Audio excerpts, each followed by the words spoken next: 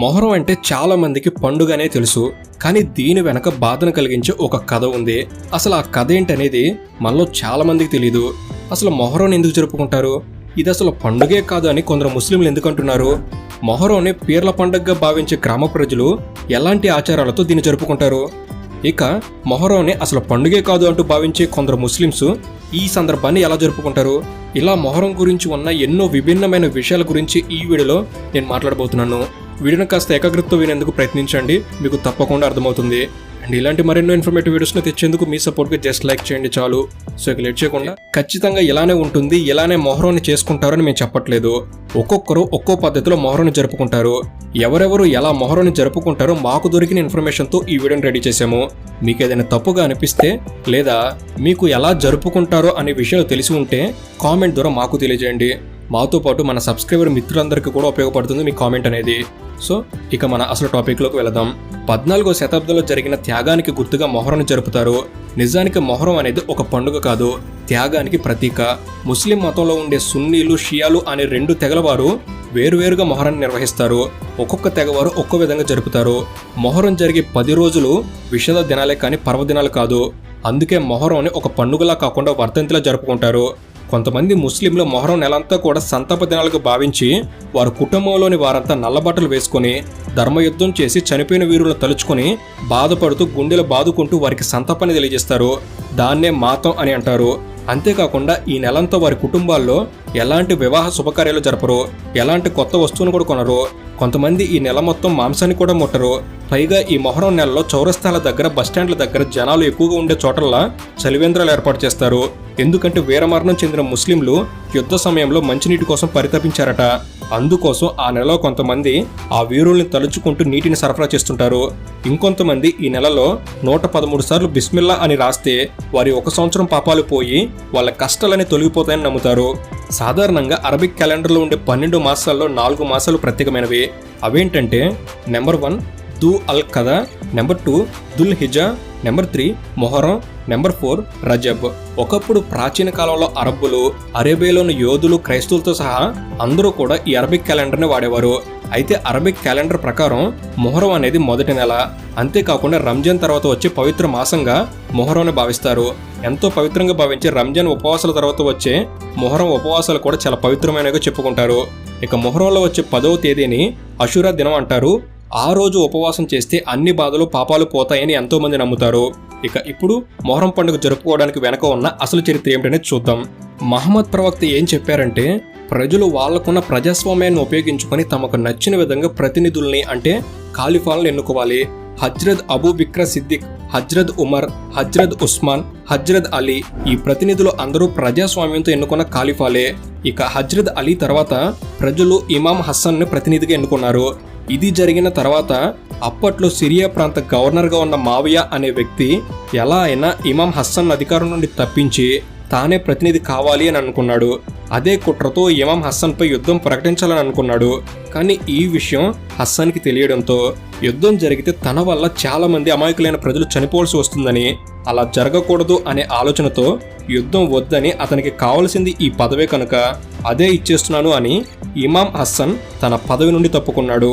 హస్సన్ ఇలా చేసినప్పటికీ కూడా తృప్తి చెందని ఆ శత్రువులు కొన్ని రోజుల తర్వాత ఇమాం హుస్సేన్ పై విషప్రయోగం చేయడంతో వారు చనిపోయారు. దానితో మావియా తన కొడుకు అయిన యజీద్ని రాజ్యాధికారిగా నియమించాడు. ఇలా అన్యాయంగా దొంగచాటున ఇమాం హస్సన్ని చంపడాన్ని సహించలేకపోయిన అతని తమ్ముడు ఇమాం హుస్సేన్ వీటన్నిటి గురించి చర్చించడానికి రాజధాని కుఫాకి బయలుదేరారు. ఇక్కడే చిన్న క్లారిటీ, ఇమాం హస్సన్ అనేవారు అన్న, అతని తమ్ముడు పేరు ఇమాం హుస్సేన్.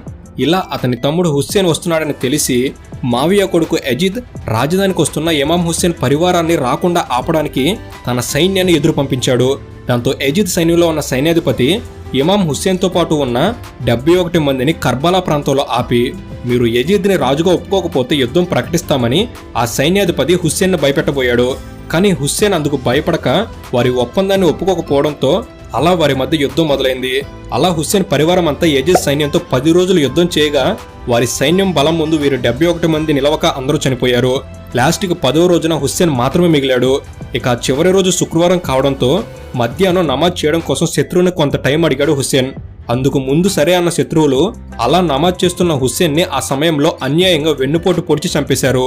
అలా ప్రజల కోసం ప్రాణాలు వదిలిన ఇమాం హుస్సేన్ను అమరవీరుడిగా భావించి మొహరం నెలలోని 10 రోజుల్ని ముస్లింలు విషాద దినాలుగా భావిస్తారు.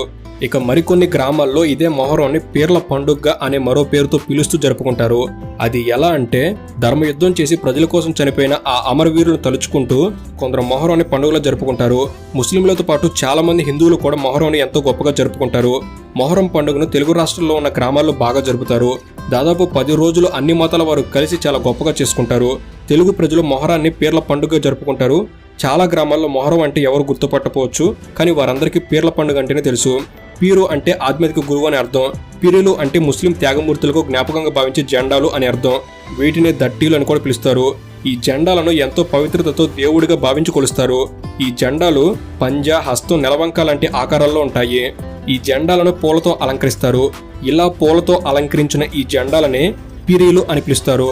ఇక మొహరం నెలలో చంద్రుడు స్పష్టంగా కనిపించిన 5వ రోజు రాత్రి తబూత్ అనే జెండాలను ఉంచిన పెట్టెను ముజావర్ ఇంటి నుండి పీర్ల మసీద్కి తీసుకెళ్తారు. ఈ పండుగలో 9 రోజుల పాటు పీర్లకు ఊదుపొగను సమర్పిస్తారు. మేకను బలిదానం ఇచ్చి ఆ రక్తాన్ని సమర్పిస్తారు. ముజావర్ల ఇంటి నుండి మొదలుపెట్టి ఊరంతా పీరీలను అనగా ఆ జెండాలను ఊరేగిస్తారు. ఊరి పొలిమేరలో చుట్టుపక్కల ఉండే వీధులన్నీ తిరిగి అందరికీ అభయమిస్తారు. పీరీలను తయారు చేసే ప్రాంతాన్ని అసురఖానా అంటారు. కొన్ని ప్రాంతాల్లో పీర్ల కొట్టం అని కూడా అంటారు. ఈ అసురఖానా ముందు ఒక పెద్ద గుంత తవ్వి అందులో కట్టెలు వేసి ఎప్పుడు మంట పెడుతూ ఉంటారు. ఆ మంటలు నిప్పుల కొలిమిలా మారిన తర్వాత దాని చుట్టూ పిరిలను పట్టుకుని తిరుగుతూ డప్పుల చప్పుడుకు అనుగుణంగా గజ్జలు కట్టుకుని పాటలు పాడుతూ దూలా ఆడతారు. ఊదుపొగ లేనిదే అసలు పీర్ల పండుగ స్టార్ట్ అవ్వదు. అలా దట్టమైన ఊదుపొగలతో డప్పు దరువులతో దులో అంటూ ఆడుతూ పాడుతూ పీర్ల పండుగను జరుపుకుంటారు. ఇక కొంతమంది పిరిలో పట్టుకుని దూలో ఆడుతుంటే మరికొంతమంది మొక్కులు ఉన్నవారు మట్టి కుండల్లో బెల్లం నీళ్లు కలిపి ఊదుపొగతో పిరిలకు సమర్పిస్తారు. అంతేకాకుండా జొన్న రొట్టెలు, బెల్లంతో చేసే కొన్ని పిండి వంటలు కూడా పిరిల దగ్గర పెట్టి ప్రార్థిస్తారు. ఆ తర్వాత అక్కడ పెట్టిన బెల్లం నీళ్లను, పిండి వంటలను ప్రసాదాలుగా అందరికీ పంచుతారు. నిప్పుల గుండం కోసం చేసిన గొంతును అలా అంటారు. ఆ నిప్పుల గుండం చుట్టూ పిరిలను తిప్పిన తర్వాత నిప్పులను ఆర్పి ఆ గొంతును పూడ్చేస్తారు. అలా గొంతును పూడ్చడానికి ఎంతో మంది పోటీ పడుతుంటారు. ఆ పీర్లను ఊరంతా ఊరేగిస్తున్న టైంలో ప్రజలంతా పీర్లను గట్టిగా పట్టుకుని హస్సన్, హుస్సేన్, హైస, జులోయ అంటూ చాలా గట్టిగా మోగుతున్న సన్నాయి మోతలకు అనుగుణంగా ఉధృతంగా ఆవేశంతో పరుగున నిప్పుల గుండంలో నడుస్తారు. ఆ సన్నివేశాన్ని ఊరంతా ఎంతో ఆసక్తిగా చూస్తారు. మృతవీరులైన హస్సన్, హుస్సేన్లతో పాటు అదే యుద్ధంలో అమరవీరులైన మరికొంతమందికి కూడా జోహార్లు అర్పిస్తారు. అలా 9 రోజులు ఎంతో సందడిగా పీర్లను ఊరేగిస్తూ పండుగను జరుపుతారు. పీర్ల పండుగ ముగిసే చివరి రోజున ముస్లింలు కొత్త బట్టలు వేసుకుంటారు. మాంసంతో వంటలు చేస్తారు. ఆ పండుగలో పాలు పంచుకోవడానికి తమ మిత్రులైన హిందువులను కూడా విందుకు ఆహ్వానిస్తారు. అలా హిందూ ముస్లిం సామరస్యానికి ప్రతీకగా మొహరం నిలుస్తుంది. ఈ పీర్ల పండుగల్లో గ్రామాల్లో ఉండే వారికి కొన్ని నమ్మకాలు ఉన్నాయి. ఈ పండుగలో ఉండే ముఖ్య ఘట్టం దెయ్యాలను వదిలించడం. అలా దెయ్యాలను వదిలించే సన్నివేశాలు చూడడానికి చాలా మంది వచ్చి ఎంతో ఆసక్తికరంగా చూస్తారు. అయితే ఈ పీర్ల పండుగల్లో పీర్లను ఊరేగించే టైంలో కొందరు ఒంటి మీదకు దేవుడు వస్తాడు అని చాలా మంది నమ్ముతారు. పిల్లలు అనే దంపతులు తడిబట్టల్లో నిల్చొని అలా దేవుడు వచ్చిన వాళ్ళ దగ్గర నిల్చొని వారితో కొరడాతో దెబ్బలు తిని కొంగులో పిరిలో ఉన్న పూలను దులుపుతారు. అలా ఆ పువ్వుల్ని కొంగులో ఇంటికి తీసుకెళ్తే పిల్లలు లేని వారికి పిల్లలు పుడతారని నమ్ముతారు. పీర్ల పండుగ 10వ రోజున పిరీలకు ఉన్న జెండాలను, అందుకు వాడిన వస్తువులను అన్నిటిని భద్రపరిచిన పెట్టిన మళ్లీ వచ్చే మొహరం నెల వరకు ముజావర్ ఇంటి దగ్గర దాచిపెడతారు. ఆ తర్వాత పిరీలకు వాడిన దట్టీలను బావిలో పడేసి ఉర్దూలో పాడే శోకరాగం చాలా బాధను కలిగిస్తుంది. పిరీలను మోయడానికి చాలా మంది పోటీ పడతారు. పెళ్లి కాని యువకులు పిరీలను మోస్తే మంచి భార్య దొరుకుతుందని నమ్ముతారు.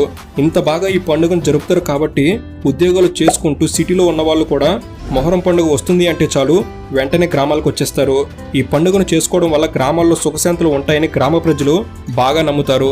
అందుకే ఈ 10 రోజులు అంటే పిరీలను తయారు చేసి నిలబెట్టినప్పటి నుండి పిరీలను నిమజ్జనం చేసే వరకు, అంటే పిరీల నుండి జెండాలను తొలగించి దాచే వరకు కూడా తెలుగు రాష్ట్రంలో ఉండే గ్రామ ప్రజలు చేసే హంగామా అంతా ఇంత కాదు. ఇలా కుల మతాలకు అతీతంగా అన్ని మతాల వారు, కులాల వారు మొహరాన్ని జరుపుకుంటారు. ముస్లింలు లేని ఊర్లలో కూడా ఇతర మతాల వారు వారే స్వయంగా పీర్లను తయారు చేసి పండుగను జరుపుకుంటారు. కొందరు మహమ్మదీయులకు విగ్రహారాధన లేదు అని నమ్ముతారు. అందుకే కొందరు మొహరాన్ని జరపరు. కానీ ముస్లింలలో ఒక తెగవారు మాత్రం అమరవీరుల పేర్లను ప్రతిష్ఠించి ధూపదీప నైవేద్యాలతో పూజిస్తారు. హిందువులు ఎలా అయితే మానవ రూపమైన సాయిబాబాను పూజిస్తారో ముస్లింలలో కొంతమంది మహమ్మద్ హుస్సేన్ని కూడా అలానే పూజిస్తున్నారు. ఆయన చనిపోయినందుకు బాధతో మొహరాన్ని జరుపుతున్నారు. సో ఇది ఫ్రెండ్స్, ఈ వీడియో అనేది మొహరం పండుగకు సంబంధించి కొన్ని విషయాలు మీకు తెలియజేయడంలో ఎంతో కొంత ఉపయోగపడిందని ఆశిస్తున్నాను. ఈ వీడియో కనుక మీకు నచ్చినట్లయితే జస్ట్ లైక్ చేయండి చాలు. అండ్ ఇలాంటి మరిన్ని ఇన్ఫర్మేటివ్ వీడియోస్ ఇక్కడ నుంచి రాబోతున్నాయి. వాటిని మీరు కూడా పొందేందుకు తప్పకుండా మన తెలుగులో సబ్స్క్రైబ్ చేసుకుని బెల్ని ఆల్లో పెట్టుకోగలరా మనవి. నా వంతుగా ఒక చిన్న ప్రయత్నం చేశాను. ఒకవేళ ఏమైనా చిన్న చిన్న తప్పులు ఉంటే క్షమించండి. Thank you for watching. Have a good day.